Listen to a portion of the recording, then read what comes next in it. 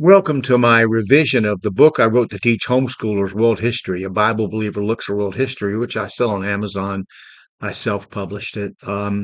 So I'm moving on today past Jacob and Rebekah's deception of Isaac and Esau, Laban's deception of Jacob, and Jacob's reunion with Esau in chapters 27 to 33 of Genesis, passing over the ladder to heaven of chapter 28, which is the Lord Jesus Christ, according to John 1:51.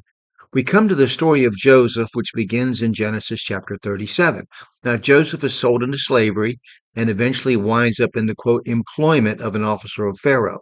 He winds up in prison, which eventually results in chapter 41, in Joseph, now 30, as being second in command of the entire nation of Egypt under the Pharaoh. The question many scholars ask is, who was Joseph in the extra biblical historical record of ancient Egypt? There are many beliefs as to his identity outside of the biblical record. We know that what God calls him, but what did the ancient Egyptians call him?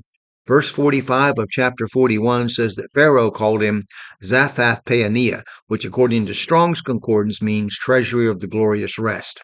Now, Durant would place Joseph's life at or around 1900 BC, but also implies he's only a mythical figure, the subject of poetic imagery.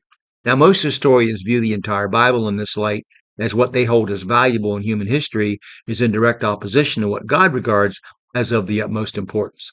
Ussher places Joseph's promotion at 1715 BC, which places him during the Hyksos domination of Egypt, as Jones suggests. Now, according to the late Ron Wyatt, who was a very controversial and very often ridiculed biblical archaeologist and the basis for Anchorstone International, the identity of the biblical Joseph matches that of Imhotep, the vizier or prime minister of Pharaoh Djoser.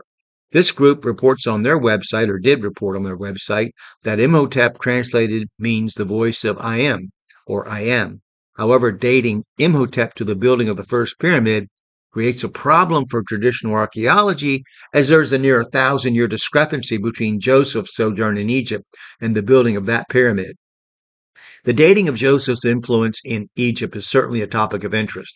The discovery of a canal in the extinct lake called the Sea of Joseph by the American engineer F.C. Whitehouse over a century ago, and the inscriptions found in Egypt referring to the 7 years of famine and the 7 years of plenty, are quite intriguing to say the least. The problem and controversy surrounding the various voices regarding the dating of ancient Egypt make this even more difficult to study. Egyptology and biblical archaeology are two of the most fascinating fields of sciences dealing with the past.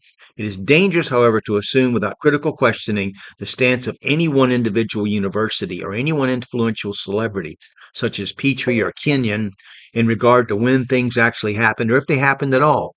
Many a person has lost their faith in the biblical record over an assumption made by a science, quote, celebrity that was revealed by later discoveries to be wrong or a blatant falsehood.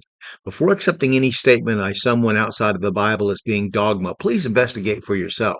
The so-called, quote, facts of history can change with each new publication of a scientific journal, and in the end, it is only the Bible you can count on as your final authority.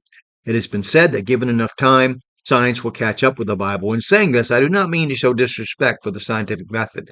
It is the best means we have of discovering the natural world. However, broad pronouncements and categorical statements about historical facts made with limited evidence and biased in favor of one theory or the other must be taken for what they are, conjecture. So next we'll go back to China. I hope you've enjoyed this. Please click like and subscribe or follow if you did. Look forward to your comments if you disagree with me or agree with me, either way. Thank you.